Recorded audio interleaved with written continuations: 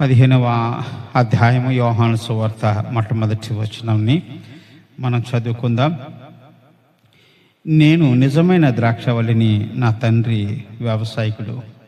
నాలో ఫలింపని ప్రతి తీగ తీసి పారవేయబడును అని యేసు ప్రభువారు మనకి లేఖనాల్లో అందరికీ కూడా బోధిస్తున్నారు. నేను నిజమైన ద్రాక్షవల్లిని, నా తండ్రి వ్యవసాయకుడు. ఆ వ్యవసాయకుడు ఏం చేస్తాడంటే, తన ఫలభరితమైన ఒక మంచి తోట, ఆ తోటలో ఒక ఉత్తమమైన ద్రాక్షవల్లిని తీసుకొచ్చి నాటాడట. ఒక రోజున ఆయన ఆ చుట్టుపక్కల అడవి ప్రాంతానికి వెళ్ళినప్పుడు, అడవి ప్రాంతం అంతా కూడా అక్కడ కూడా కొన్ని ద్రాక్ష చెట్లు ఉన్నాయి. అడవి ద్రాక్షకాయలు కారుకాయలు కాస్తాయి. అవి ఒక రకమైనటువంటి తీపిదనాన్ని ఇవ్వగానే ఒక చేదుగా ఉంటాయి. సరైన కాంపు లేనటువంటి చెట్లు, అడవిలో ఫలభరితంగా లేనటువంటి చెట్లు, నిష్ప్రయోజనంగా ఎదుగుతున్న చెట్లు.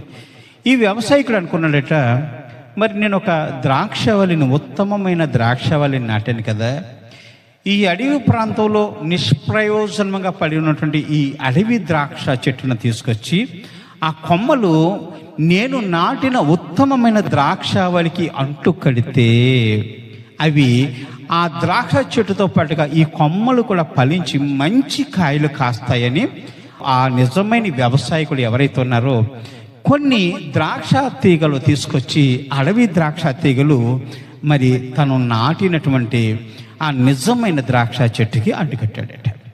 ఆ భూమిలోంచి వచ్చినటువంటి నిజమైన ద్రాక్షవల్లికి సరిగ్గా అంటుకట్టబడకపోతే తీగలు ఆటోమేటిక్గా ఎండిపోతాయి. ఎందుకంటే భూమిలోంచి వచ్చిన ఆ ద్రాక్షవల్లి, ఆ ద్రాక్ష చెట్టుకి కింద నుంచి మరి వేరులోంచి ఒక జీవరసాయనాలన్నీ కూడా మరి ఆ చెట్టులోకి వెళుతూ ఉంటాయి. అవునా కదా?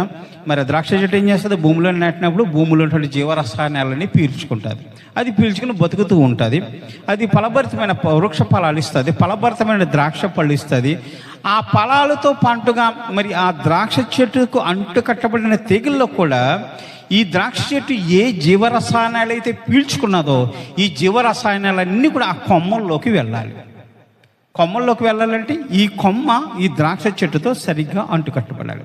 అంటుకట్టబడకపోతే ఈ జీవరసాయనాలు ఆ కొమ్మల్లోకి వెళ్ళకపోతే ఆటోమేటిక్గా నీరు లేని కొమ్మ ఫలించదు, రసాయనాలు వెళ్ళని కొమ్మ ఫలించదు.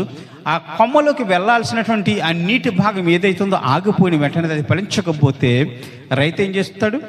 ఫలించిన కొమ్మ ఎందుకు దాన్ని ఉంచటం అని తన సేవకులతో చెప్పినప్పుడు సేవకుల తోట అంతా తిరిగి